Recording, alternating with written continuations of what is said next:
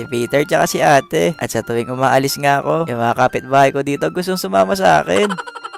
Dadaanan na din pala namin yung bahay ni Apong Iro. Pumupunta ako dito kapag meron akong gustong hilingin. Minsan nadidelay siya, pero yung hiling ko naman dumadating siya sa tamang oras. Malapit lang din pala kami dito. Kaya habang may oras pa, sabi ko sa kanila, daan muna kami kay Apong Iro. At pagkatapos kaya namin makapag-pray sa loob, dito naman kami sa labas para makapagsindi ng kandila. Fast forward ko na pala mga guys. Andito na pala kami sa NLEX. At sunod naman daw namin pupuntahan yung kaibigan ni Sir Justin. At eto nga, na-announce na daw na pupunta ako dito. Ang dami ngang sumama sa amin. Nagmukha kami tuloy nangangampanya kahit tapos na yung election.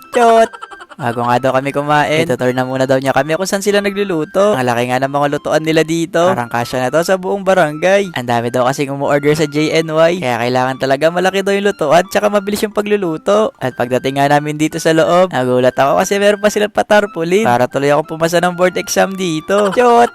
Sa haba nga ng biyahe namin, umorder na din kami kagad para makakain na.